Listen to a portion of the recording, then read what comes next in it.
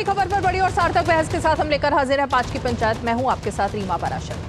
3 दिन से देश में इस बात को लेकर चर्चा है कि अब तक नेताओं के बारे में, और खासकर वो नेता जो कि मुख्यमंत्री बनते हैं या कि प्रधानमंत्री या फिर देश के उच्च पदों पर होते हैं, वो राजनेता तो लगता है कि कुछ अलग तरीके से आते हैं। पार्टी में उनकी पैठ होती है, पार्टी में तमाम तरीके से उनके बारे में बात होती है। लेकिन 3 दिन से जब हमने देखा कि मध्य प्रदेश, छत्तीसगढ़, राजस्थान तीनों ही जगह मुख्यमंत्री बने, तो अंतिम पायदान में बैठे हुए वो नेता जिनके बारे में कहीं कोई सुगबुगाहट नहीं थी, कहीं कोई ऐसा नहीं था कि उन्होंने अपने पीछे विधायकों की लंबी लाइन लगा रखी है, सिर्फ वो पार्टी के कर्मठ कार्यकर्ता थे और हैं, और उनको सीधे मुख्यमंत्री बनाएगा। ये है भाजपा की इस वक्त की पद्धति, जिसको लेकर बीजेपी 400 पार का नारा लेकर अब 2024 के चुनाव में आगे बढ़ रही है। लेकिन इन 3 दिनों के बीच ही हमने एक और चीज भी देखी।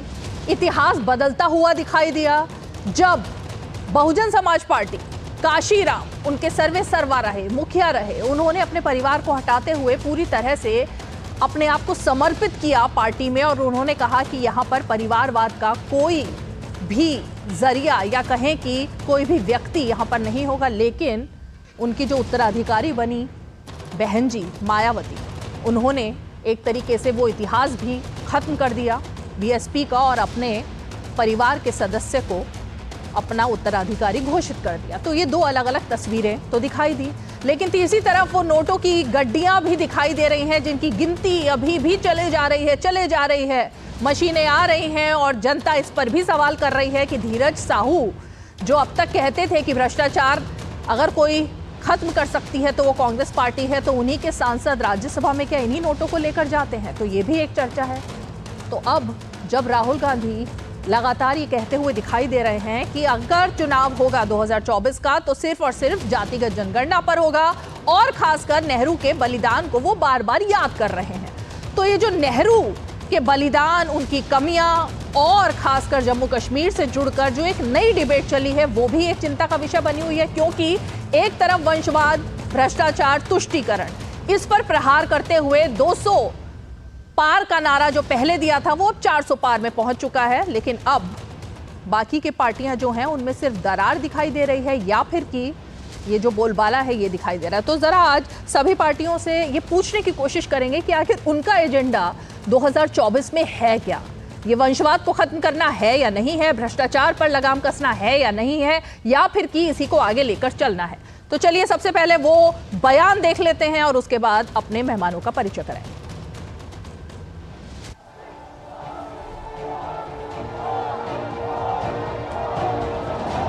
अगर सपनों को सिद्ध करना है, संकल्प को पार करना है, तो हमें ये आंख में झोली बंद करके, आंख में आंख मिला करके 3 बुराइयों से लड़ना बहुत समय की मांग है। हमारे देश की सारी समस्याओं की जड़ में भ्रष्टाचार ने दिमक की तरह देश की सारी व्यवस्थाओं को, देश के सामर्थ्य को पूरी तरह नोच लिया।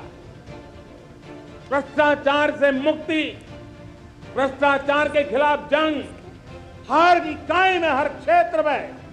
दूसरा, हमारे देश को नोच लिया है परिवारवाद। इस परिवारवाद ने देश को जिस प्रकार से जकड़ के रखा है, उसने देश के लोगों का हक छीना है। और तीसरी बुराई तुष्टीकरण की है। ये तुष्टीकरण में भी देश के मूलभूत चिंतन को, देश के सर्व समावेशक हमारे राष्ट्रीय चरित्र को दाग लगा दिए, तहस-नहस कर दिया है। नेहरूवियन ब्लंडर,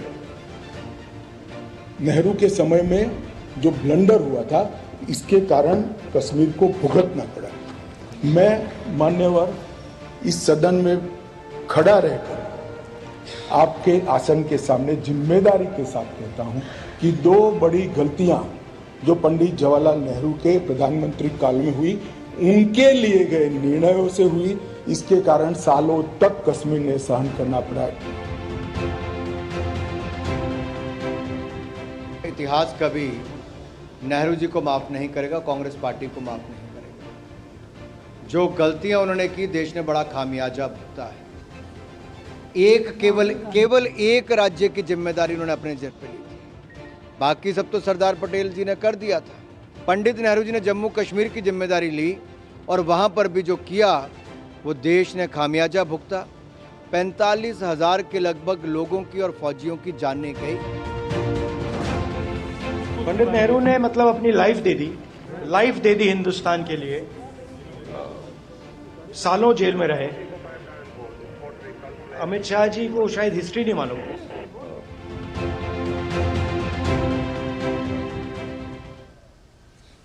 चलिए, तो अमित शाह को हिस्ट्री नहीं मालूम, ये तो राहुल गांधी कह रहे हैं, लेकिन नेहरू ने देश के लिए बलिदान दिया, ये एक ऐसा सवाल है जिस पर मुझे लगता है पहले इसी से चर्चा की शुरुआत कर लेते हैं। बेहद ही खास मेहमान हमारे साथ जुड़ चुके हैं, मैं परिचय करा देती हूँ अपने खास मेहमानों का। हमारे साथ प्रेम शुक्ला जी जुड़ रहे हैं जो कि प्रवक्ता हैं भारतीय जनता पार्टी के। हमारे साथ डॉक्टर विवेक कोरडे जी जुड़ रहे हैं जो कि प्रवक्ता है कांग्रेस पार्टी के। हमारे साथ स्टूडियो में विनय सिंह जी हैं जो कि समाजवादी पार्टी के प्रवक्ता हैं। हमारे साथ एडवोकेट आर बाग जी हैं जो कि बहुजन समाजवादी पार्टी का पक्ष रखेंगे, राजनीतिक विश्लेषक हैं। और साथ ही हमारे साथ वरिष्ठ पत्रकार और राजनीतिक विश्लेषक राजकिशोर जी भी इस वक्त स्टूडियो में जुड़े हुए हैं। लेकिन मैं सबसे पहले डॉक्टर विवेक कोरडे जी, शुरुआत आप ही से करना चाहूंगी। मैं बीजेपी की जो तस्वीरों की बात कर रही थी वो तो चर्चा का विषय है, उस पर हम आगे आएंगे, लेकिन नेहरू जी ने देश के लिए बलिदान दिया और एक तरफ उनकी गलतियां, ये दोनों की बात हो रही है। तो ये बलिदान जो दिया, मैं पहले उसी पर आना चाहूंगी आपसे। कौन सा बलिदान था? देखिए, नेहरू परिवार ने देश के लिए बलिदान दिया। परिवार ने, हाँ। नेहरू जी देश के स्वातंत्र संग्राम में 10 साल से ज्यादा जेल में रहे। मुझे ये बताइए कि भाजपा परिवार जो आज जो है, संघ परिवार या हिंदुत्ववादी परिवार, उनमें से कितने लोग जेल में गए? नेहरू कुटुंब की परंपरा ये त्याग की है। मोतीलाल जी स्वातंत्र्य आंदोलन में थे, जवाहरलाल जी स्वातंत्र्य आंदोलन में थे, इंदिरा जी भी स्वातंत्र्य आंदोलन में थी और तीनों के तीनों जेल गए। उसकी एकता और अखंडता के लिए इंदिरा जी ने अपनी जान न्योछावर कर दी, वैसे ही राहुल गांधी जी ने जान न्योछावर कर दी।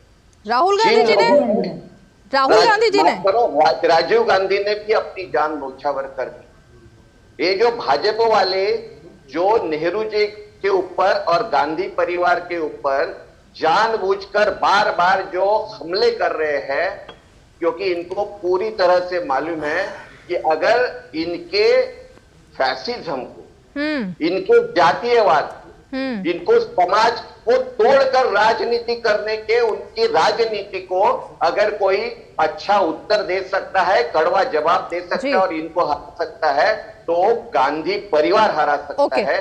इसलिए ये गांधी परिवार के ऊपर बार बार अटैक कर रहे हैं। मैं प्रेम शुक्ला जी के पास जाऊं रिएक्शन के लिए, लेकिन डॉक्टर विवेक कोरडे जी, आप जो जेल जाने की बात कर रहे हैं, तो इमरजेंसी के समय में तो बीजेपी के बहुत सारे नेता जेल गए थे, उसको भूल जाएं। इमरजेंसी के समय में भी तो जेल जाना ही था। लेकिन इमरजेंसी हटाई किसने? लगाई किसने? हाँ, इंदिरा जी ने लगाई और उसके लिए हमारे पंतप्रधान ने, कांग्रेस ने उसके लिए वो गलती मान्य की है। लेकिन इमरजेंसी लगाई और इमरजेंसी हटाई भी हमने। एक निष्पक्ष चुनाव लिया, एक पारदर्शक चुनाव लिया। आज क्या हो रहा है वो आप देख रही है। ठीक है, चुनाव में बीजेपी अकेली नहीं लड़ती है, ईडी लड़ती है, साथ में इनकम टैक्स डिपार्टमेंट लड़ता है। सर अब आपने ऐसा मुद्दा उठा दिया, अरे सर रुकिए ना, ऐसा मुद्दा उठा दिया, फिर धीरज साहू पे मुझे बात करनी पड़ेगी। मैं सोची थी बाद में करें, लेकिन ये मुद्दा आपने अभी से ही उठा दिया, ईडी और सीबीआई। तो धीरज साहू पर चर्चा देश का बच्चा कर रहा है, देश का बच्चा बात कर रहा है उन नोटों को देखकर। परिवारवाद के ऊपर हमें भी तो कुछ बोलने दो ना। नहीं, अभी तो आपने ईडी की बात की, मैंने धीरज साहू की बात की, परिवारवाद पर आएंगे। साथ में चुनाव लड़ते हैं, नहीं लड़ते हैं क्या? प्रेम शुक्ला जी, धीरज साहू के यहाँ भी ईडी को लगा दिया आपने, ये 2024 के लिए लगाए थे, और ये पैसे किसने रखे थे? अब रीमा जी बताइए, क्या जो धीरज साहू जैसे काला धन के कारोबारी जो राहुल गांधी का साथी है, उसके यहाँ से 350 करोड़ रुपए काला धन मिले, तो क्या उसका सत्कार किया जाए कि कुकर्मी कांग्रेसी है ये? कांग्रेस के लोग काला धन के कारोबारियों के यहां से जब काला धन जब्त हो तो क्या उनके सार्वजनिक सत्कार का उपक्रम कराना चाहते हैं क्या? ये कांग्रेस का शासन चल रहा है क्या कि मुंदड़ा को जो है घोटाला कर लेंगे? हर्ष मुंदड़ा से लेकर ए से लेकर जेड तक का घोटाला करने वाले 2G 3G जीजा जी 12 लाख करोड़ रुपयों का घोटाला श्रीमती सोनिया गांधी के नेतृत्व वाले संयुक्त प्रगतिशील गठबंधन की सरकार में हुए, और जो स्वयं 420 की केस में बेल पर हो। मतलब कितनी बेशर्मी है कांग्रेस की, और कांग्रेस के प्रवक्ताओं की बेशर्मी की इंतहा है कि इनका सर्वोच्च नेता सोनिया गांधी बेल पर, दूसरा नेता राहुल गांधी बेल पर, तीसरी नेत्री प्रियंका वाड्रा वो राणा कपूर से एक्सटॉर्शन करती हुई FATF तक में उनका जिक्र होता है। वसूली करें ये, भ्रष्टाचार करें ये, हवाला ऑपरेशन में शामिल हो ये, आतंकवादियों के लिए रोए ये, और उसके बाद यही महान है। अब ये कह रहे हैं कि आपातकाल हटाया किसने? कोरडे के इस कुतर्क पे तो भाई इस देश को आजादी तो अंग्रेजों ने दी फिर, क्योंकि भारत की आजादी इंडिया इंडिपेंडेंस एक्ट के तहत हुई। अगर पढ़े लिखे आदमी कोरडे जी होंगे तो इनको पता होगा कि ब्रिटेन की पार्लियामेंट में इंडिया इंडिपेंडेंस एक्ट इटली की सरकार ने पास किया, उसके तहत भारत को स्वतंत्रता मिली। तो स्वतंत्रता संग्राम का श्रेय अंग्रेजों को दे देंगे? ठीक है। काले अंग्रेजों का जो कांग्रेस है, काले अंग्रेजों की जो पार्टी है, बिल्कुल उसके कुतर्क चल रहा है। सीमा तो देखिए आप। कुतर्क कैसे चल रहा है? हमने ब्रिटिशों के लड़ाई लड़ी कांग्रेस ने, और ब्रिटिशों के साथ रहे हुए हिंदुत्ववादी, और हमें बता रहे हैं पार्लियामेंट में ठहराव क्या हमने किया था? क्या साक्षात्कार हुआ था क्या चर्चिल को? चर्चिल में साक्षात्कार हुआ था क्या चर्चिल को? गुलामी अच्छी नहीं है। जो कांग्रेस ने आजादी के लिए लड़ाई लड़ी, इसलिए भारत स्वतंत्र का चुनाव चर्चिल को पार्लियामेंट में लाना पड़ा। विवेक जी सुनिए ना, विवेक जी एक एक करके बात करेंगे ना, एक एक करके सब लोग बीच बीच में बोलेंगे। आपको समय मैं दे ही रही हूँ, पहले भी आप ही को समय दिया, लेकिन अपनी अपनी बारी में बोलेंगे, क्योंकि उन्होंने तो पॉइंट्स बताया ना आपको, और ये बात तो सच है ना कि कांग्रेसी जो है, लगता है बहुत दिनों के बाद विवेक कोटे जी आए हैं ना, प्रवक्ता भेजते नहीं थे तो थोड़ा बहुत तो बनता है, थोड़ा इसीलिए बोल रहे हैं जोश से। नहीं, जोश से नहीं, चलिए सबको जोश से ही बोलना चाहिए, अपनी बात रखनी चाहिए। लेकिन विवेक जी चलिए जवाब दीजिए, फिर मैं और मेहमानों का रुख करती हूँ। देखिए, इन्होंने जो कहा कि ब्रिटिश ने पार्लियामेंट में एक रिजोल्यूशन पास करके भारत को स्वातंत्र दिया, क्या चर्चिल को क्या एकदम ऐसी ये आई गई थी क्या कि गुलामी बहुत बुरी होती है? इसलिए पता है भाई कब आजादी मिली, कितने मूर्ख हैं कांग्रेस। अभी कौन बीच में बोल रहा है? अभी कौन बीच में बोल रहा है? स्वतंत्रता अभी कौन बीच में बोल रहा है? कांग्रेसी। देखिए, आप बहुत पढ़े लिखे और आप क्या, आप देखो, किसके समय आजादी मिली? बताइए कौन प्रधानमंत्री था ब्रिटेन का जब भारत को स्वतंत्रता मिली? तो क्या मानता प्रधानमंत्री? बहुत बार मौका भी मिला कांग्रेस को। एक मिनट बात साहब, बीजेपी कांग्रेस का जो ये मामला, एक मिनट उसको सुलटा लेते, फिर आप पर आती हूँ। हाँ जी कोर्डे जी जल्दी से। देखिए, कांग्रेस ने जो महात्मा गांधी के नेतृत्व में एक सर्वसमावेशक आंदोलन किया, एक नया राष्ट्रवाद निर्माण किया, और उसके वजह से जो राष्ट्रीय एकात्मता की भावना निर्माण हुई, और चर्चिल ने जवाब दिया जो पार्लियामेंट में जब एटली ने उन्हें पूछा कि आप ये क्यों कर रहे हैं, क्योंकि आप तो बोल रहे थे कि इस साम्राज्य को बढ़ाने के लिए मैं प्राइम मिनिस्टर बना हूं। तो चर्चिल ने ये जवाब दिया था कि इस देश, इतने बड़े देश पर जहां से सैन्य लेके हम राज नहीं कर सकते, और अभी हमें इस बात की कोई गारंटी नहीं है कि भारत की सेना और भारत की पुलिस। ओके डॉक्टर विवेक जी, आप इतिहास के पन्नों में जा रहे हैं। ये जो भारत के जो लोग ब्रिटिश का साथ दे रहे थे ना, उनको महात्मा गांधी ने अकेला किया, और एक भारत में एक नई राष्ट्रीय। डॉक्टर विवेक, महात्मा गांधी तो सभी के थे, उनको किसी एक पार्टी से मत जोड़िए, लेकिन मैं ये जानना चाहूंगी। महात्मा गांधी का आंदोलन राष्ट्रीय कांग्रेस का आंदोलन था। नहीं ठीक है, आप कभी मत भूलो। और महात्मा गांधी सभी के नहीं थे, गोली मारने वाले यही थे गांधी जी, यही विचार सरणी थी जिन्होंने महात्मा गांधी। झूठा आदमी है, लंपट है, ये लंपटता की पराकाष्ठा है। अरे सर, ऐसी भाषा नहीं, ऐसी भाषा नहीं, ऐसी भाषा नहीं, ऐसी भाषा नहीं, ऐसी भाषा नहीं, ऐसी भाषा नहीं, ऐसी भाषा नहीं। प्रेम जी, मुझे बताइए ना। प्रेम जी, ऐसी भाषा नहीं, ऐसी भाषा नहीं। मैं आ रही हूँ, चलिए मैं आ रही हूँ। प्रेम जी, ऐसी भाषा नहीं, नहीं, ऐसी भाषा नहीं, ऐसी भाषा नहीं। ठीक है, ठीक है। शुक्ला जी आपको प्रणाम करता हूं, लेकिन आपको ऐसे शब्द जो है सुबह नहीं देता आपको, ऐसे शब्द आपको सुबह। अच्छा ठीक है, ओके ओके, आगे बढ़ते हैं। नहीं, ऐसी भाषा का इस्तेमाल नहीं करेंगे। आप बहुत मधुर तरीके से बोलते हैं, हम सब तारीफ अच्छा करते ठीक हैं, है, आप बहुत अच्छे लहजे से ओके बोलते हैं। ओके, चलिए मैं थोड़ा सा आगे बढ़ती हूँ, मैं थोड़ा सा आगे बढ़ती हूँ। कोई लंपटता कर रहा हो तो मैंने क्या शब्द अच्छा ठीक है, मैं आगे बढ़ती हूँ, चाहता हूँ मेरे शब्द को। मैं आगे बढ़ती हूँ। एक मिनट बाग जी, मैं आगे बढ़ती हूँ। अब इसी मुद्दे को थोड़ा, क्योंकि इतिहास के पन्नों पर ही बात हो रही है, राजकिशोर जी को भी मैं डिबेट में लेकर आना चाहती हूँ। 2 दिन से, जब से ये अनुच्छेद 370 को लेकर सुप्रीम कोर्ट का फैसला आया, उसके बाद से एक और नई डिबेट शुरू हुई। इतिहास के पन्नों को तब भी खंगाला गया। जवाहरलाल नेहरू और शेख अब्दुल्ला के बीच में एक पैक्ट होता है, और उस पैक्ट के तहत कई सारी ऐसे खामियाजे कश्मीर की जनता को भुगतने पड़े, जिसका 70 साल से वो आज तक भुगत रहे थे, जब तक ये पूरा अनुच्छेद नहीं हटाया गया। उसका खामियाजा जो भुगता है, उसके जिम्मेवार कौन थे? राजकिशोर जी जरा बताएंगे। देखिए, निश्चित तौर पर बाकी मुझे लगता है कि संसद में कल गृह मंत्री ने अपनी बात बहुत प्रभावशाली तरीके से रखी। उनके अपने तर्क थे, कांग्रेस के अपने तर्क होंगे, लेकिन निश्चित तौर पर जिस तरीके से 70 साल तक पूरी तरीके से अलग थलग विकास की मुख्य धारा से कश्मीर और कश्मीरी रहे, इससे नुकसान तो देश का ही हुआ। और बार बार ये जो बात होती रही, कश्मीर से कन्याकुमारी तक भारत एक है, कश्मीर भारत का अविभाज्य अंग है, ये सिर्फ नारों तक होकर रह गया था। धीरे धीरे ये समस्या बढ़ती चली जा रही थी। तो निश्चित तौर पर सरकार की ये जो इच्छा शक्ति होनी चाहिए थी, जो सरकारें शासन कर रही थी, और नेहरू जी के समय में भी जब ये बात आई थी तो ये हुआ था कि टेम्परेरी क्लॉज है, जिसको गृह मंत्री ने पूरी तरीके से स्पष्ट किया था कि जो चीज अस्थाई है, अस्थाई का मतलब है कि वो उसको स्थायित्व नहीं देना है, वो पूरी तरीके से यूनिवर्सल ट्रुथ नहीं होने जा रहा है वहां पर।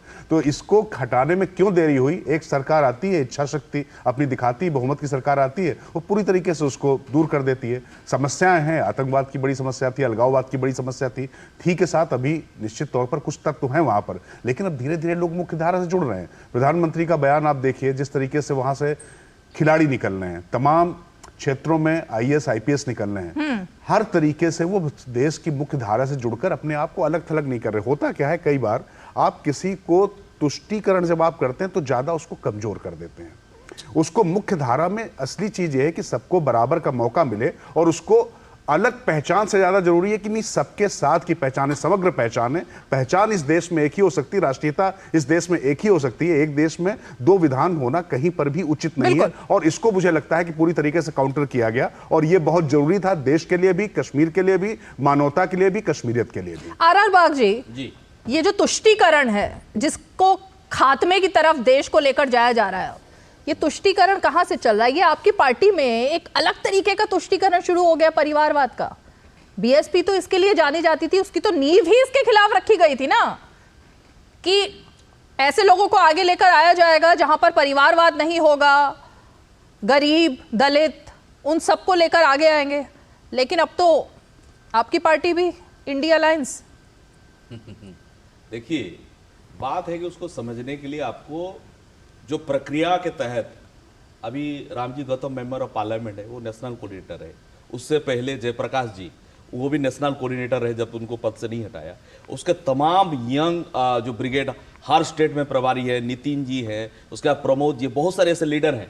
उसके बाद अल्टीमेटली बहन जी एक निष्कर्ष पे आती है, एक हाईली क्वालिफाइड जो MBA बाहर से करके आए हैं, उनके अंदर वो हर गुण, हर लीडर के साथ बैठ के पिछले कई साल से उनको जिम्मेदारी दी गई, जहां पे खड़े उतरने के बाद उनको एक जिम्मेदारी दी गई है। ये जिम्मेदारी शब्द से मैं जोड़ना चाहूंगा, ना कि ये किसी उत्तराधिकारी और जिम्मेदारी अलग अलग शब्द है मेरे ख्याल से। ये मैं तो कहूंगा सबसे बहुत बड़ी जिम्मेदारी दी गई है आकाश आनंद। उत्तराधिकारी को जिम्मेदारी ही दी जाएगी ना, उसी की तो मैं बात कर रही हूँ कि BSP की पूरी जिम्मेदारी जिस पार्टी उनको दे दी गई है। भाईचारा की बात रहे, आप बताइए, भारतीय जनता पार्टी का ऐसा कौन सा बड़े लीडर बीजेपी पर ले देकर अभी BSP की बात हो रही है। बेटे जैसा क्या कर रहे हैं, वो BCCI के सेक्रेटरी बने हुए हैं।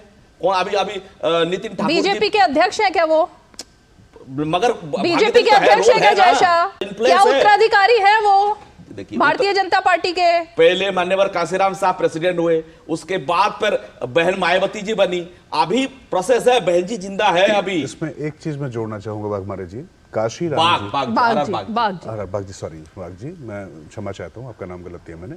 मैं सिर्फ एक चीज पूछना चाहता हूँ इसमें, काशीराम का जो सपना था, काशीराम ने जो बहुजन समाजवादी पार्टी बनाई, जो बहुजन आंदोलन उन्होंने चलाया, जो दलित और वंचितों को उनका हक दिलाने, बराबरी का हक दिलाने, उनको मुख्य धारा में लाने के लिए जो उनका सपना था, ऐसा आपको नहीं लगता है कि जो काशीराम के सपनों का जो आकाश था वो मायावती के आंगन में उतर कर आ गया है? आपको ऐसा नहीं लगता? क्योंकि 2007 में इन्हीं मायावती जी ने जब वहां पर मुख्यमंत्री बनी थी तो राजा राम को पार्टी का अध्यक्ष बनाने की घोषणा की थी, फिर उनको हटा दिया।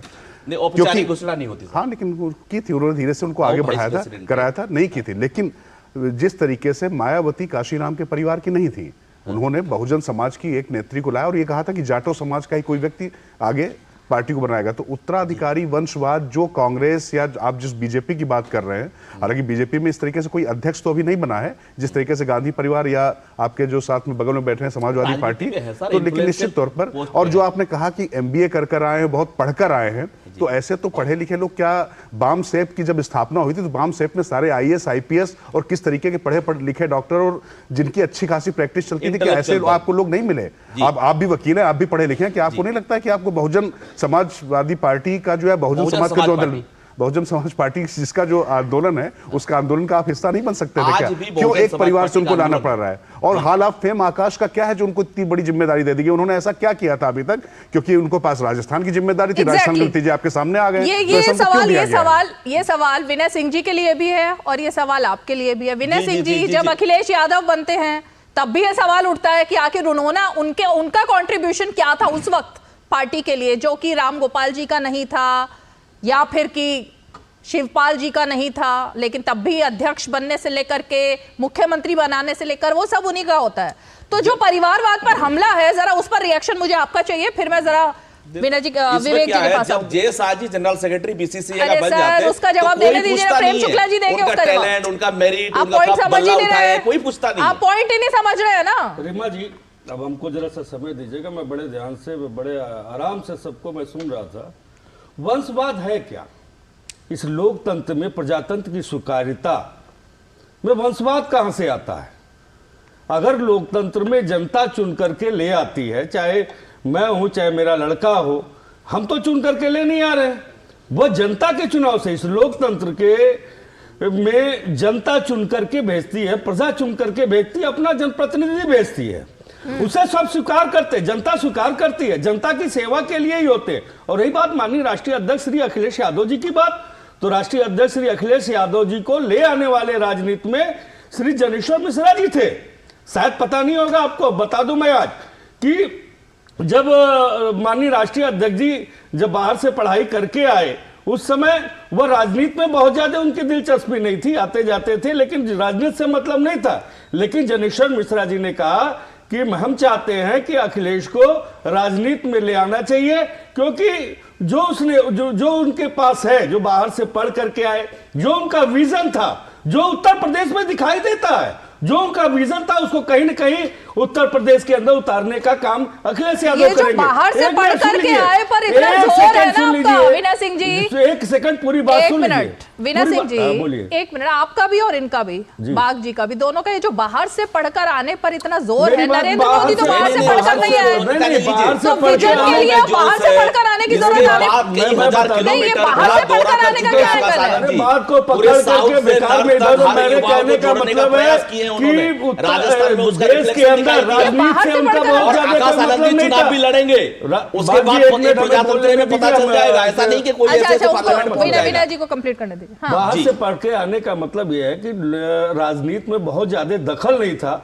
अभी वो जब पढ़ाई करके आए तो उन्हें बहुत ज्यादा राजनीति से मतलब नहीं था, बहुत दिलचस्पी नहीं थी, तो जनेश्वर जी उनको जबरदस्ती लेकर के आए और उसके बाद उन्होंने साइकिल यात्रा शुरू की उत्तर प्रदेश के अंदर। उत्तर प्रदेश के सारे युवाओं को एकजुट करने का काम माननीय राष्ट्रीय अध्यक्ष जी अखिलेश यादव जी ने पूरे उत्तर प्रदेश में किया और पूरा युवा एक साथ एक मंच पर खड़ा हुआ था, जिसका परिणाम था कि उत्तर प्रदेश में पूरे बहुमत के साथ उत्तर प्रदेश में समाजवादी पार्टी की सरकार बनी थी। ये वंशवाद है या नहीं है? कई वंशवाद नहीं है। रही बात बलिदान की, अभी आप बात कर रहे थे बहुत सारे बात, यहाँ पे डिबेट तो दूसरे चीज पर हो रहा था, 370 पे भी हम गए और तमाम सारी चीजों पर गए। ये वंशवाद है या नहीं है? वो ऊपर पढ़िए, ऊपर पढ़िए क्या लिखा है। परिवारवाद, भ्रष्टाचार, अब की बार 400 पार। तो भ्रष्टाचार परिवारवाद जनता पार्टी में है। हाँ। माननीय प्रधानमंत्री आदरणीय मोदी जी ने देश को दिया ही क्या? नीरव मोदी, विजय माल्या को छोड़ करके इस देश को क्या दिया है? अच्छा ठीक है, प्रेम शुक्ला जी, ओके ओके ओके ओके, अच्छा जवाब लेते हैं, जवाब लेते हैं भाई। देश को क्या दिया है? दे रहे देश को केवल तोड़ने का काम, ठीक है, विध्वंसकारी ताकतों को तैयार करके देश को कहीं न कहीं तोड़ने का काम सिर्फ भारतीय जनता पार्टी ने प्रेम शुक्ला जी, देश को कुछ नहीं दिया।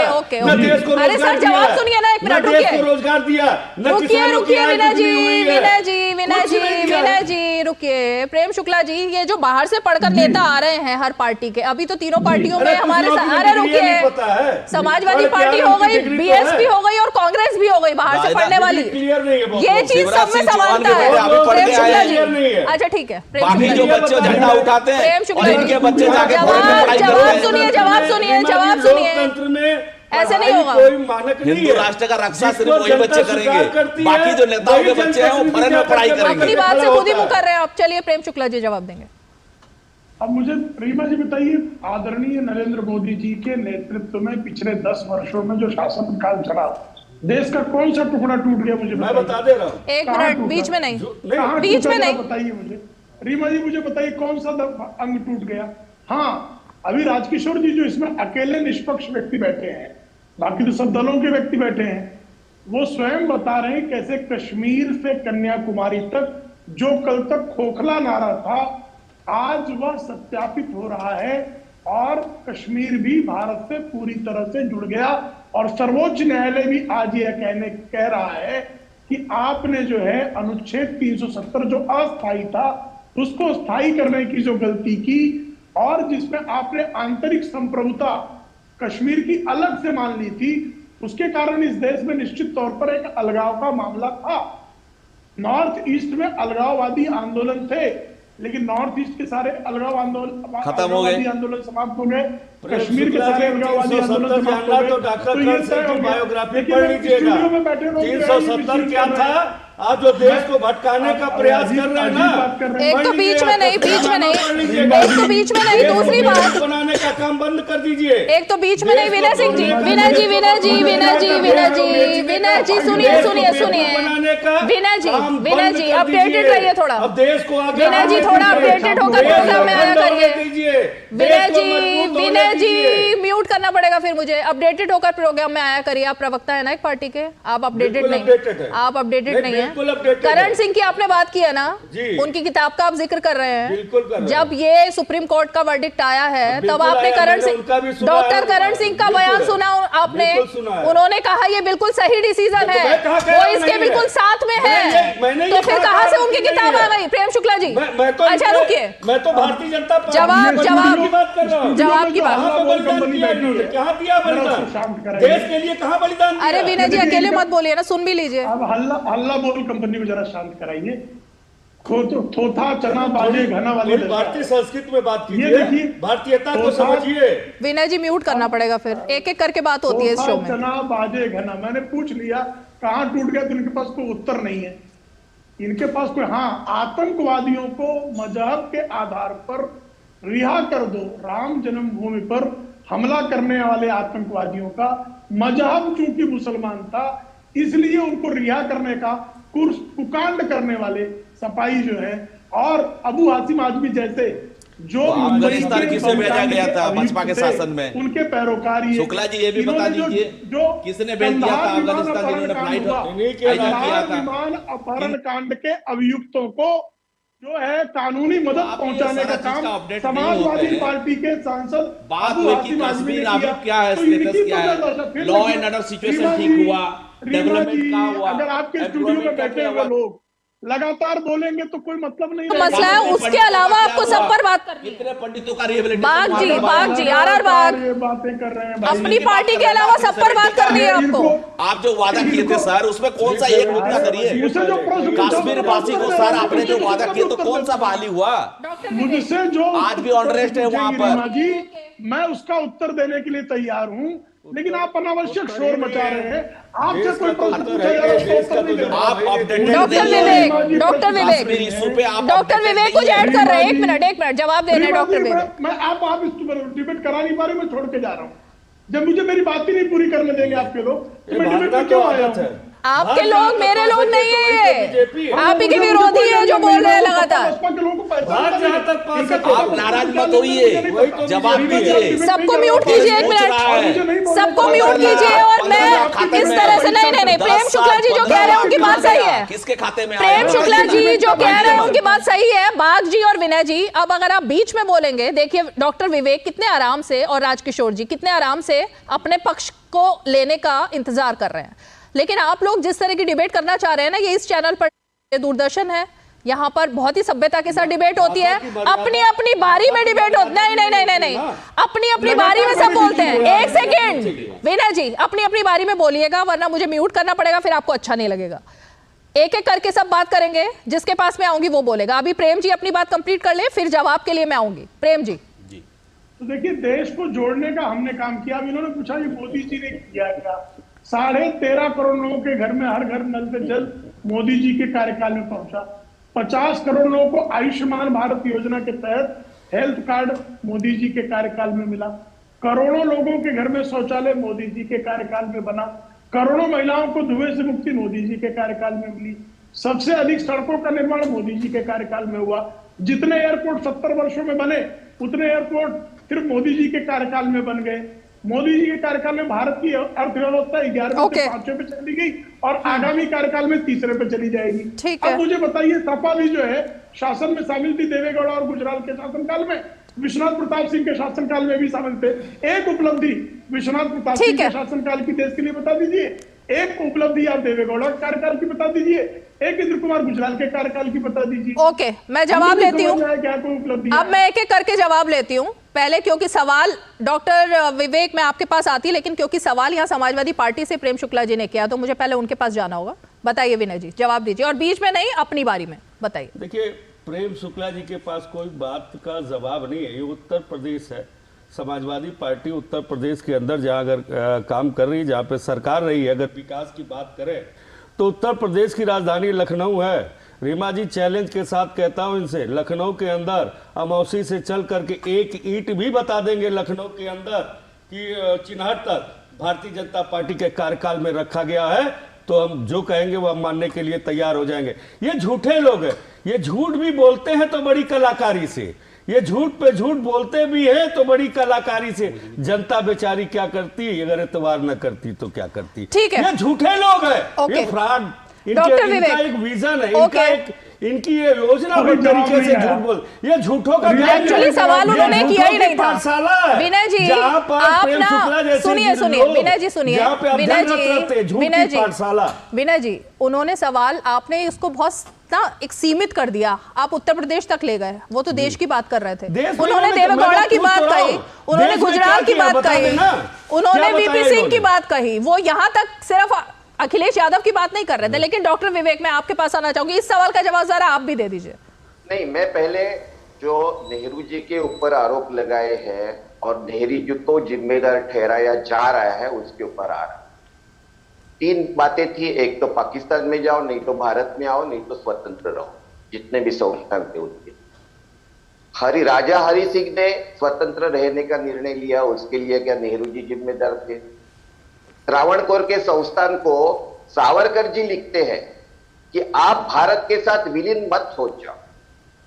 प्रेम सिंह डोगरा, जो जम्मू कश्मीर प्रजा परिषद के अध्यक्ष थे, वो कहते हैं कि Kashmir as a Hindu state shall not merge with India. ये सब करने के बाद जब पाकिस्तान हमला करता है, तब पहले नेहरू जी एक्सेशन का एग्रीमेंट करते हैं और फिर भारत की सेना भेजते हैं। नेहरू जी के वजह से आज कश्मीर भारत में है।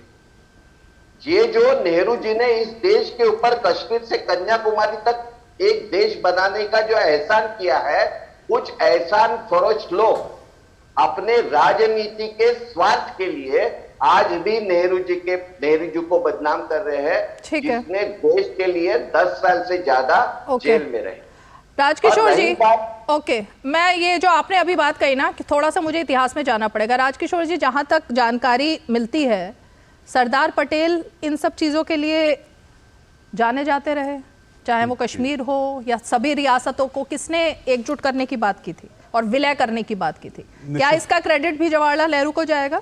नहीं, देखिए, मुझे लगता है कि सिर्फ जम्मू कश्मीर का ही मसला था जो खुद प्रधानमंत्री ने उस समय अपने पास रखा था। बाकी चाहे अगर आप हैदराबाद के निजाम की बात करें, चाहे जूनागढ़ की बात करें, ये सारी सरदार पटेल के पास चीज़ें थी और किस तरीके से उन्होंने उसको निपटाया, ये मेरे ख्याल से वो भी कांग्रेस के बड़े नेता थे। लेकिन इस तरीके से जब पुराने जो महापुरुष हैं वो पार्टियों में बंद कर नहीं रखे जाने चाहिए, ये मानते हैं। लेकिन इतिहास निश्चित तौर पर सबको कसौटी पर कसता है, और कसौटी पर अगर बिल्कुल लॉजिकल तरीके से, तार्किक तरीके से कसा जा रहा तो उसमें किसी को आपत्ति नहीं होनी चाहिए। निश्चित तौर पर कश्मीर में कुछ गलतियां हुई थी जिसका खामियाजा देश को भुगतना पड़ा, इससे कोई संदेह नहीं, इसमें कोई बना नहीं कर सकता। एक और मुद्दा जिस पर बात हो रही थी, समाजवादी पार्टी और बहुजन समाजवादी पार्टी, वंशवाद क्या है, इसको लेकर भी चर्चा चली। रीमा जी, अगर आपकी आज्ञा हो तो मैं इस पर जरूर बात करना चाहूंगा, क्योंकि ये देखना पड़ेगा, समझना पड़ेगा। चूंकि अभी सिंह साहब ने कहा कि वंशवाद क्या है, कि जो जीत कर आता है वो आता है। सवाल ये है कि समाजवादी आंदोलन हो, चाहे बहुजन समाज आंदोलन हो, चाहे भारतीय जनता पार्टी हो, तीनों ही पार्टियां जो यहां बैठी हुई हैं सब कांग्रेस के खिलाफ होती थी। समाजवादी अगर आप देखा है तो समाजवादी आंदोलन के जो प्रणेता थे वो सारे उस समय राष्ट्रीय स्वयंसेवक संघ के साथ में, जिस समय इमरजेंसी लगी थी उस समय कंधे से कंधा मिलाकर ये लोग आपस में टकरा रहे थे, कांग्रेस से टकरा रहे थे। लेकिन समाजवादी आंदोलन के चेहरे क्या होते थे? लोहिया जी होते थे, जेपी होते थे। उन्होंने कर्पूरी ठाकुर बिहार में होते थे। उन्होंने अपने बच्चों को आगे नहीं किया, उन्होंने अपने परिवार के किसी व्यक्ति को आगे नहीं किया। ठीक बहुजन समाजवादी पार्टी में काशीराम ने जब बहुजन समाज पार्टी बनाई तो बहुजन समाज उन्होंने बाम सेठ की स्थापना की। तमाम जगह पे जिस तरीके से राष्ट्रीय स्वयंसेवक संघ का संगठन था, एक बौद्धिक उसका उन्होंने प्रचार किया, प्रसार किया, और ये कहा कि कांग्रेस की जो गलतियां थी, कांग्रेस की जो समस्याएं हैं वो नहीं होनी चाहिए। सबको अगर सामने लाना तो एक परिवार से लोगों को नहीं होना चाहिए। दिक्कत यहां पर यह है कि जैसे ही समाजवादी आंदोलन टूटा, बिहार में लालू जी चले गए, उत्तर प्रदेश में मुलायम सिंह जी आ गए। आप देखिए कि लालू जी का उधर अपना परिवार हो गया, इधर इनका परिवार हो गया, तो समाजवाद की जो मूल अवधारणा थी वो पीछे गई। इसी तरीके से भारतीय जनता पार्टी के अंदर भी जगह जगह आप देखेंगे तो नेताओं के अंदर अपने पुत्रों को आगे बढ़ाने की एक चीजें सामने आई। येदियुरप्पा का प्रकरण आपके सामने है, लेकिन भारतीय जनता पार्टी ने इस पे कोर्स करेक्शन किया। अभी जिस तरीके से वसुंधरा राजे ने कहा कि might is right, Vasundhara Raje को नहीं बनने दिया। शिवराज सिंह चौहान वहां पर थे, उनके नेतृत्व में चुनाव जीता गया, लेकिन उसके बाद भी कोई वंश से वहां नहीं आ पाया। तो निश्चित तौर पर ये जो अभिलाषा होती है किसी भी राजनीतिक दल में, राजनेताओं में, और ये तर्क दिया जाता है कि डॉक्टर का बेटा डॉक्टर, इंजीनियर का बेटा इंजीनियर, नहीं, नेताओं के साथ ऐसा नहीं हो सकता। नेतागिरी करने में कोई दिक्कत नहीं है, लेकिन कैसे, कौन सा संघर्ष करके उत्तराधिकारी घोषित कर देना, ये कौन सा राजवंश है भाई? आपने सीधे एक परिवार में बच्चा पैदा होता, उसको बता दिया नहीं, इसके बाद ये राजा थे, उसके बाद ये युवराज है, इस युवराज के बाद फिर ये राजा होंगे। ये वंशवाद है, ये नहीं होना चाहिए। किसी नेता के पुत्र और पुत्री के आने में कोई आपत्ति नहीं है, लेकिन किस तरीके से वो आ रहा, किस प्रक्रिया से आ रहा, वो उस पार्टी पर पूरी तरीके से कमान रखेगा। ये मुझे लगता है कि ये क्योंकि राजकिशोर जी ने इस मुद्दे को आगे बढ़ाया। मैं एक मिनट डॉक्टर विवेक पहले आपके पास आऊंगी, क्योंकि ये युवराज, राजा और युवराज के बाद एक और युवराज, ये पद्धति, मतलब जिस तरह से 3 राज्यों में बीजेपी ने इतना स्मूथ तरीके से अपने मुख्यमंत्रियों का ऐलान किया, चुनाव किया, कांग्रेस में कभी भी भविष्य में भी कभी संभव हो सकता था क्या?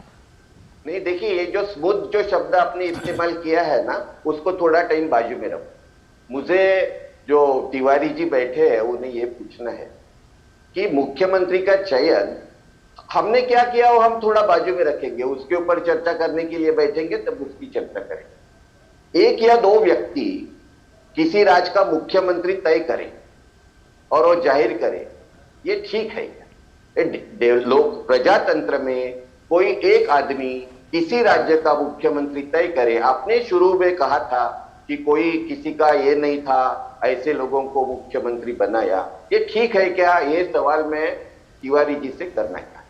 आपने मुझसे सवाल पूछा है, ठीक है, मुझे लगता है इसके लिए उचित व्यक्ति प्रेम शंकर शुक्ला जी होंगे। फिर भी मैं आपसे एक बात ये जरूर कहना चाहूंगा कोर्डे जी, देखिए, निश्चित तौर पर इनमें से कोई भी ऐसा व्यक्ति नहीं आया है जिसका राजनीतिक अतीत ना हो। अगर राजस्थान में कोई बने हैं तो 10 साल से वो महामंत्री अपनी पार्टी में थे, निश्चित तौर पे पार्टी के वर्कर थे। इसी तरीके से अगर मोहन यादव बने हैं तो मोहन यादव भी वहां पर 3 बार से विधायक थे और पार्टी संगठन में काम कर रहे थे।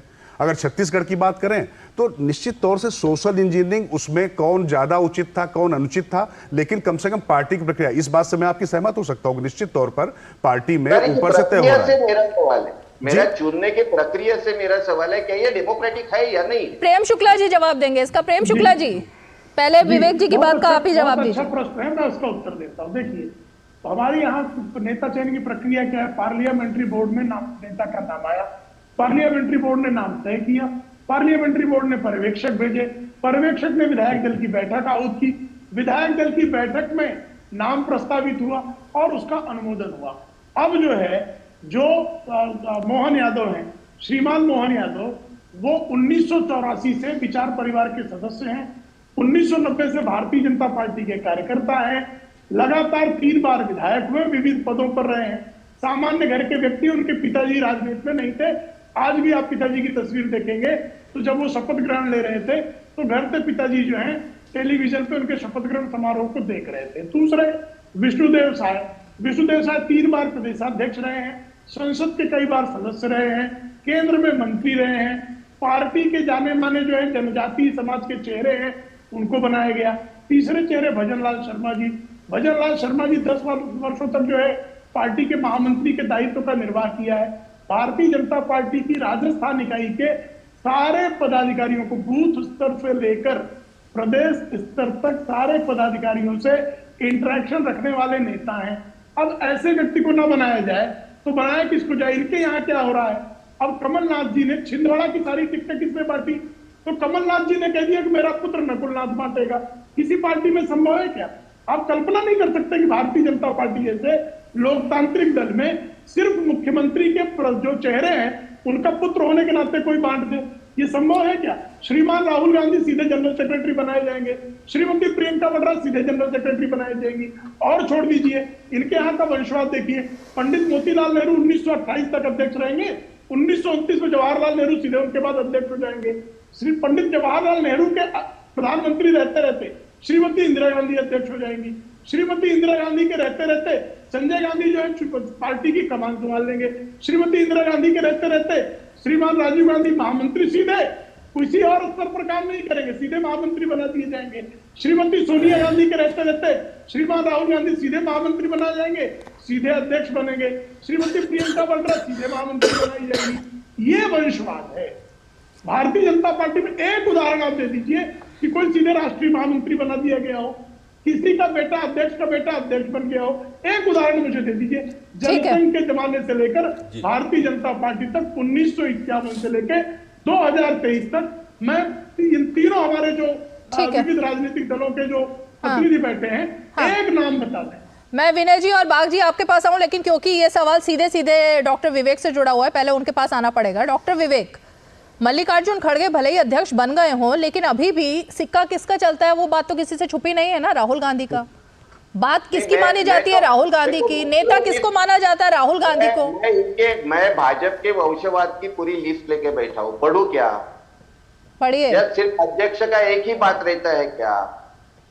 देखिए, गृह मंत्री राजनाथ सिंह के बेटे नोएडा से भाजपा के सांसद है कि नहीं? विधायक। हिमाचल प्रदेश के हिमाचल प्रदेश के पूर्व मुख्यमंत्री यशवंत सिन्हा, जयंत सिन्हा, वेद प्रकाश गोयल, पीयूष गोयल, कल्याण सिंह, राजवीर सिंह, उनकी बहू, बेटी, पोता ब्रिजभूषण शरण सिंह के जो पुत्र है प्रतीक भूषण, उनके प्रचार के लिए स्वयं मोदी जी जाते हैं। ऐसी कितनी लिस्ट में पढ़ूं? और दूसरा बात, जो विपक्ष से जो नेतागण आते हैं, फिरोज सिंधिया से लेके हमारे महाराष्ट्र के जो आए हैं, रविशंकर प्रसाद, तब उनका कोई वंशवाद उनको ये नहीं, उनको वंशवाद भाता है। वो सब खुद के बारे में जब होता है, दूसरे के हाथ में उंगली बहुत जल्दी जाती है। ठीक है। लेकिन अभी अध्यक्ष भी बनेगा, भविष्य में क्या होगा मालूम? अभी तो सत्ता में आए हैं, भविष्य की बात कौन बताएगा? अभी सत्ता में कहाँ आए हैं? 10 साल हो गए ना, 9 साल, 9.5 साल। हाँ, तो उससे पहले भी अटल बिहारी वाजपेयी की सरकार रही। अरे डॉक्टर विवेक, पॉइंट आपकी बात, जो पॉइंट रखा ना, वही विनय सिंह जी ने भी रखा था, वही बाग साहब ने रखा था, और उसमें प्रेम शुक्ला जी ने जवाब दिया था कि भाजपा का अध्यक्ष जो है वो चिट से तय नहीं होता ना कि राजनाथ सिंह के बेटे ही अध्यक्ष बनेंगे, वो दो कि व्यक्तियों के मर्जी से तय होता है। वो राजनाथ सिंह के बेटे बनेंगे या अमित शाह के बेटे बनेंगे, ऐसा नहीं होता। नहीं, दो व्यक्तियों के मर्जी से अध्यक्ष बनता है। हाँ। और किसी अध्यक्ष को निकालना है तो उसका कोई भ्रष्टाचार का प्रकरण भी निकाला जाता है और ठीक उसको है। रेजिग्नेशन देने को भी क्विक रिएक्शन प्रेम शुक्ला जी से, क्विक रिएक्शन फिर Vinay Singh ji. Okay, quick reaction. हाँ। देखिए, कुतर्क के अलावा क्या मैंने पूछा, इनके मैंने उदाहरण दिए, इंदिरा गांधी कैसे बनी, जवाहरलाल नेहरू कैसे बने। एक उदाहरण कि अध्यक्ष का बेटा तत्काल अध्यक्ष बन जाए, अध्यक्ष का बेटा सीधे महामंत्री बन जाए राष्ट्रीय, एक उदाहरण नहीं है। अब इनका कहना है कि भारतीय जनता पार्टी के जो परिवार हैं उनको तो राजनीति में प्रतिबंधित कर दिया जाए और इनके बेटे सीधे राष्ट्रीय अध्यक्ष बनेंगे। अब मुझे बताइए, श्रीमान अखिलेश यादव सीधे जो है प्रदेश अध्यक्ष बने थे कि नहीं बने थे? उसके पहले उनका कोई दायित्व था एक प्रादेशिक पार्टी, उसका सीधा प्रदेश अध्यक्ष बन जाना। अभी आप देख रहे हैं मायावती के भतीजे, सीधे उनको क्या दायित्व दे दिया गया। ठीक है, तो अब इसको वंशवाद न कहा जाए। ठीक है। और भारतीय जनता पार्टी के लोगों को उनके रिश्तेदार परिवार भी जो है राजनीति में प्रतिबंधित कर दिए जाए। विनय सिंह जी जवाब देंगे। और से आप झूठ बोलते हो, इसमें झूठ क्या है? अखिलेश यादव, अखिलेश यादव भाजपा की प्रवक्ता। अरे भाई, अखिलेश यादव अध्यक्ष है या नहीं है? बैठ के डिबेट करा रही है। आप मुझे बताइए ना, इसमें झूठ क्या है? मैं वही तो पूछ रही हूँ, झूठ क्या है? मैं कह रहा हूँ झूठ है। क्या झूठ है? इससे पहले माननीय राष्ट्रीय अध्यक्ष श्री अखिलेश यादव जी प्रमुख थे फ्रंटल संगठनों का, उसके पहले उन्होंने पूरे उत्तर प्रदेश का दौरा किया था। क्या झूठ बोलते हैं? केवल जैसा क्या थे इससे पहले। अरे अध्यक्ष बने या नहीं बने, अध्यक्ष बने या नहीं बने, वो जैसा अमित शाह के लड़के नहीं होते तो क्या बीसीसीआई के मेंबर बन पाते? क्या बन पाते? नहीं बन पाते। आप लोग झूठ बोलना, झूठ की दहलीज पे देश को खड़ा करके देश को बर्बाद करना बंद कर दीजिए। देश को आजाद कराने में आपने कहा ना, मैंने कहा है मोदी जी ने कोई बलिदान नहीं किया है। कम से कम जिन्होंने बलिदान किया है उनके बलिदानों को याद कीजिए। इस झूठ की बुनियाद पर देश को बर्बाद करना बंद कर दीजिए। विनय सिंह जी, दिक्कत क्या है मैं बता देती हूँ। दिक्कत ये आपको लग रहा है आप अपनी आवाज तेज करेंगे तो शायद आपकी बात ज्यादा सुनी जाएगी। ऐसा नहीं होता, ऐसा नहीं होता। सुनिए सुनिए, अरे सुनिए सर, अब रुकिए एक मिनट। विनय सिंह क्यों कर रहे हैं? आपको तेज करने में नहीं, आप तो सच बोल रहे हैं। विनय जी आराम से बोलिए। विनय जी आप सच बोल रहे हैं तो मैं भी एक सच्चाई मैं भी बता दूं। अखिलेश यादव कैसे आए, राजकिशोर जी को सब पता है। अब ना बताए वो अलग चीज है। क्यों नहीं बताएंगे? फ्रंटल संगठनों के प्रमुख थे कि नहीं थे? अच्छा, मैं आपको नहीं। क्योंकि आपने मेरा नाम ले लिया तो मैं क्योंकि बता दूं। आपने दो नाम छोड़ दिए, इसलिए मैं उसको ऐड करके फिर जरा इन पर आती हूँ। आपने रामगोपाल यादव का नाम छोड़ दिया, आपने शिवपाल यादव का नाम छोड़ दिया, शिवपाल यादव के बेटे का नाम छोड़ दिया, धर्मेंद्र यादव का नाम छोड़ दिया आपने। अरे सुनिए तो सही, हम बटवृक्ष बना करके नहीं रखे। ये इतने सारे नाम छोड़ दिए आपने।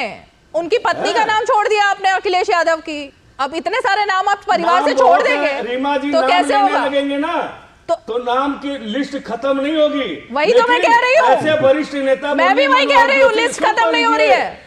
सबको ला करके कहां पर खड़ा किया है? हाँ। भारतीय जनता पार्टी ने। आप कह रही है कि वहां पर चिट से नहीं होता, चिट से मुख्यमंत्री चुना जाता है। क्या जिस मुख्यमंत्री को खुद नहीं पता, वो कह रहे हमें पता नहीं है कि हम मुख्यमंत्री बनने वाले हैं। हाँ। तो क्या ये दिल्ली से तय नहीं हुआ? ये अच्छी बात नहीं है क्या ये अच्छी बात नहीं है? विधायकों ने। अच्छा चलिए, बाग साहब बहुत देर से वेट कर रहे हैं। बाग साहब से भी सवाल था प्रेम शुक्ला जी का, जरा वो भी जवाब दे दें। बाग साहब, आपकी पार्टी तो अलग थी ना वंशवाद से, फिर क्यों? जी, ये बात ये है कि सबको गणतंत्र के जो उसी में महापर्व में सब पार्टिसिपेट करेंगे, अपने सिद्ध करेंगे।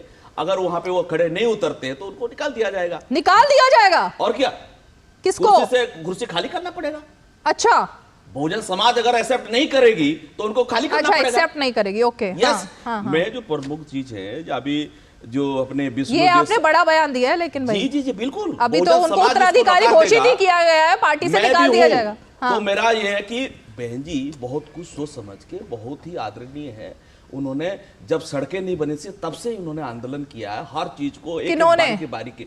उनके भतीजे ने, बहन मायावती। अभी तो भतीजे की बात हो रही है ना सर। अरे मायावती जी और बहन जी ने क्या क्या किया वो सबको पता है। ये किया हिस्सा हुआ, उन्होंने क्या क्या किया वो सबको पता है, लेकिन उनके भतीजे ने क्या किया अभी तो सवाल वो है। इश्यूज पे आ रहा हूँ, सुन लीजिए। अभी विष्णु देसाई जी छत्तीसगढ़ के मुख्यमंत्री बने। अरे सर पहले आकाश की बात कर लेते हैं ना। मैं कह रहा हूँ भाईचारा की जो कह रहे हैं ना ये लोग, आकाश की बात तो कर ले पहले, फिर धरती पर आ जाइएगा। किसी को मुख्यमंत्री बना देने से क्या किशोर केरकेटा जो हैं, जिनको अभी वो गाड़ी से झूठे आरोप एक चोरी के आरोप में मार गया, उसका न्याय मिल जाएगी? अच्छा ठीक है। अभी डॉक्टर मैडम प्लीज नहीं, आधी मिनट आप तो डॉक्टर रितु अभी राजकिशोर जी को समाज के प्रोफेसर आपने कहा, लक्ष्मण यादव डॉक्टर अभी वो रतन लाल प्रोफेसर नहीं बनाए जाते, प्रोफेसर नहीं है, बीसी नहीं है, कैबिनेट सेक्रेटरी, न्याय की बात कहां करेंगे? न्याय कब दे रहे हो आप दलित चीफ मिनिस्टर बना लेते हो, आप आदिवासी सीएम बना देते हो, आदिवासी के सर पे पेशाब करते हो, आप प्रोफेसर नहीं बनाते। आकाश को लेकर कुछ जवाब है? डॉक्टर रितु कई दिन से आकाश को लेकर कुछ जवाब है? दिल्ली यूनिवर्सिटी में उनको न्याय की बाहर से पढ़ाई के अलावा उन्होंने भारत में रहकर क्या बलिदान दिया है आकाश जी ने? जिस हक अधिकार के बारे में नहीं करते, आकाश जी ने क्या बलिदान दिया है देश के लिए? उनका आरक्षण का क्या होगा? 5वीं सूची कहां जाएगी? चलिए ठीक है, सिर्फ किसी को एक सेकंड नहीं इस तरह नहीं होता। आप मेरे सवाल का जवाब ही नहीं दे रहे हो। चीफ मिनिस्टर बना देते हो, आप मेरे सवाल का जवाब नहीं दे रहे बात साहब। प्रोफेसर डॉक्टर लक्ष्मण यादव का नौकरी छीन लेते हो। ठीक है, इतने एक मेरिटोरियस स्टूडेंट है उसका। आकाश जी का बलिदान देश के लिए क्या है और आपकी पार्टी के लिए क्या है, मैं जानना चाहती हूँ। आप देश को मुझे लगता है कि जवाब आप दे रहे हो कि नहीं दे रहे हो? मुझे लगता है बाग जी दो चीजें हैं। सवाल तो खैर आपसे कुछ और पूछा गया था, लेकिन मैं आपकी व्यवस्था समझ सकता हूं। उसका जवाब मेरे ख्याल से, चूंकि आप लॉजिकल व्यक्ति हैं, आप वकील हैं, बड़े वकील हैं सुप्रीम कोर्ट में, तो तर्क संगत आदमी के लिए इस तरीके का जवाब देना वाकई मुश्किल है। तो मैं आपकी मुश्किल समझ सकता हूं, तो उस मुश्किल में का मैं ज्यादा नाजायज फायदा नहीं उठाऊंगा। लेकिन दो चीजें कहूंगा। पहले तो सिंह साहब, आपने एक बात कही थी कि किस तरीके से एक पढ़े लिखे व्यक्ति ने विकास की बयार पूरे उत्तर प्रदेश में बहा दी।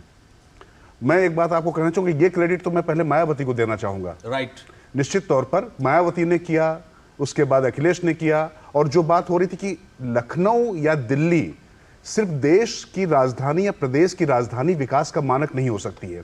विकास क्या सुदूर गांवों तक पहुंच पा रहा है, इस हिसाब से लोगों का चयन होना चाहिए। यह विषयांतर मुझे सिर्फ इसलिए करना पड़ा क्योंकि बीच में सवाल आए थे। और दो चीजें, पहली बात ये बार बार जो कही जा रही है कि आकाश का योगदान क्या है। निश्चित तौर पे अखिलेश यादव की फिर भी ग्रूमिंग की गई थी। यहां पर मैं आपके पास आऊंगा बाग साहब, अखिलेश यादव की फिर भी ग्रूमिंग हुई और उनको साइकिल यात्रा निकाली या तमाम चीजें किस तरीके से उनके पास एक मशीनरी थी वो किया गया। लेकिन आकाश तो राजनीति में उस तरीके से प्रत्यक्ष तौर पर कहीं दिखाई नहीं पड़े। आकाश के ससुर वो पूरी तरीके से किस तरीके से सामने आ रही थी, नहीं दिखाती। मनुवादी मीडिया इसमें कहां से आ गई भाई? उनका रोल है कि उसको एक्सपोज कर देते। दूसरी तरफ चंद्रशेखर आजाद को ये कमाल की बात की अब आपने, कमाल की बात की अब आपने। मैं एक बात यहां पर रीमा जी जरूर कहना चाहूंगा। आप मतलब जो आप शब्द इस्तेमाल करना चाहते हैं करिए, लेकिन मैं आपको एक बात फिर बताऊं। उत्तर प्रदेश में आज भी मायावती 2007 से, आपने जो बात कही ना कि अगर वो नहीं चलेंगे तो उनको हटा दिया जाएगा, 2007 के बाद से मायावती कोई चुनाव नहीं जीती हैं। ना लोकसभा में अच्छा प्रदर्शन रहा, ना किसी तरीके से राज्य में अच्छा प्रदर्शन रहा। किसने हटा दिया उनको? प्रश्न ये आता है। तो इसलिए ये बात जो नहीं, मैं जो आपने बात की, आपने जो कहा मैं तो आपकी बात कर, मैं आपकी बात कर रहा हूं। अरे भाई मैं आपकी बात कर रहा हूं, आपकी बात कर रहा हूं, मैं आपकी बात कर रहा हूं, आपकी बात कर रहा हूं। कांग्रेस में भी बहुत वंशवाद वाली पार्टी रही है, कांग्रेस में भी वंशवाद वाली पार्टी रही है, लेकिन उसके बाद भी बीच बीच में अध्यक्ष बदलते रहे, लेकिन आपके अध्यक्ष नहीं बदले। और भारतीय जनता पार्टी में कम से कम जब आडवाणी जैसा स्टालवार्ड जब नतीजे नहीं ला पाता है तो उसके बाद संगठन उनके बारे में फैसला लेता है। मैं कह रहा हूं कि लोकतंत्र में निश्चित तौर पर जीत और हार का अंकों का महत्व होता है, अंगड़ित का महत्व होता है। कोऑर्डिनेटर पहुंचे थे भाई, व्यवस्थित तरीके से बहन जी को दोबारा प्रेसिडेंट बनाया गया। आज भी बहन जी ही प्रेसिडेंट है। मैं आपकी बात पे कह रहा हूं, आपने कहा कि अगर वो परफॉर्म नहीं करेंगे, बहुजन समाज उनको नहीं माने तो मत, नहीं गलत दिशा में नहीं, मत प्रतिशत देखिए। आप मुझे बात बताइए, मत प्रतिशत पार्टी। अरे मुझे नहीं पता, चलिए आप तो मान रहे हैं ना, लेकिन आपने क्यों ये दावा कर दिया कि अगर बहुजन समाज पार्टी अगर उसको नहीं मिलेगा तो बहुजन समाज अगर सर्वे सर्वा होता तो जो लगातार वोट नीचे जाता जा रहा है, सिंगल डिजिट की तरफ बढ़ती चली जा रही है। बीजेपी भी थी सर, हाँ, लेकिन वो बढ़े ना, बढ़े ना, भी बढ़ेगी सर। नहीं तो बीजेपी भविष्य के गर्त में क्या है उस पर बात बाद में करेंगे। अंत में चलते चलते क्विक रिएक्शन प्रेम जी से और उसके बाद अंत में विवेक जी। हमें भी 1 मिनट मिलना चाहिए, आधे मिनट। आप तो बोल ही रहे तब से। प्रेम जी जी देखिए, मुझे 15 सेकंड दिया है। करने आए थे कि क्या नेहरू की गलतियां, तो नेहरू कश्मीर के मामले में उन्होंने गलतियां की। माउंट बेटन के प्रेम में पड़कर उन्होंने जिस तरह उनको गवर्नर जनरल बनाया, जबकि वही पाकिस्तान में जो है मोहम्मद अली जिन्ना गवर्नर भाषा की उम्मीद बना, है। माउंटबेटन को गवर्नर जनरल बनने के कारण भारत को जिस तरह की पीड़ाओं का दंश झेलना पड़ा वो सबके सामने है। कश्मीर की हमारी समस्या जो है वो नेहरू की देन है, इससे कोई इनकार नहीं कर सकता। ठीक है। और नेहरू पटेल के पत्राचारों में इतिहास में स्पष्ट तौर पर दिखाई देता है। डॉक्टर विवेक जवाब दीजिए जल्दी से और खत्म करें। हाँ। एक पॉलिटिकल नैरेटिव खड़ा किया गया है, उनके पास खुद की ये गिनाने के लिए, यश गिनाने के लिए कुछ नहीं है। आज कश्मीर भारत के साथ है, वो नेहरू जी के वजह से है। कश्मीर के ऊपर चर्चा करनी है तो हम नेहरू के वजह से तो ये प्रॉब्लम हुई भाई, स्वतंत्र रूप से चर्चा करेंगे। अगर राजा हरि सिंह भारत में सम्मिलित हो जाते थे और को यश नहीं दिया जा सकता भाई। देखो ये बीच में बोल रहे हैं, नहीं दोनों जेल गए, नेहरू जी भी जेल गए लेकिन अमित शाह भी जेल गए। एक पराधीन भारत में जेल में गए और एक स्वाधीन भारत में जेल गए। मैं मुद्दे को भड़काना नहीं चाह रही हूँ बाग साहब, लेकिन नेहरू जी की बात जो है ना डॉक्टर विवेक, क्योंकि मुझे ऐसा लगता है कि उसकी सच्चाई उसकी तो हम बैठने के लिए बिल्कुल बिल्कुल बिल्कुल इस मुद्दे पर जरूर आगे भी चर्चा होगी, लेकिन हाँ बिल्कुल इस पर, क्योंकि अब कमियों की अगर बात आई है तो वो सिर्फ कश्मीर की कमी नहीं थी ना, वो तो बहुत सारी बातें थी फिर जो निकल कर सामने आएंगी।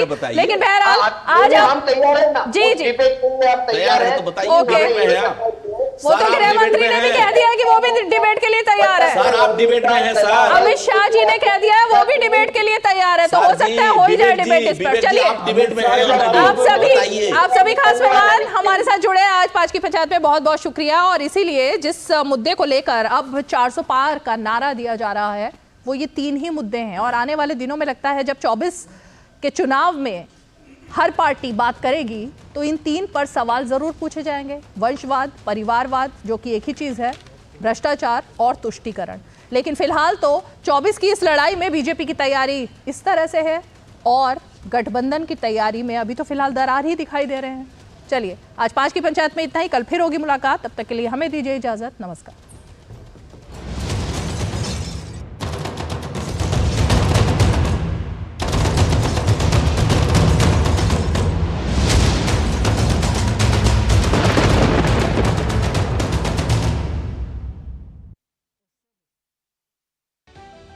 समाज की बेड़ियां तोड़कर हासिल किए अनोखे मुकाम, उज्जवल भविष्य के स्वप्न के साथ उन्मुक्त गगन में भरी उड़ान, बाधाओं के बंधन काटकर साबित की अपनी पहचान, जो अपने बुलंद हौसलों से सामाजिक बेड़ियां तोड़कर लिख रही हैं वीरता की गाथाएं। मैं उन्मुक्त, मैं स्वच्छंद, मेरा ध्येय अनंत, मेरी दिशा अनंत। मिलिए इन प्रेरणादायक शख्सियतों से मेरे साथ कार्यक्रम तेजस्विनी में, सिर्फ डीडी न्यूज पर।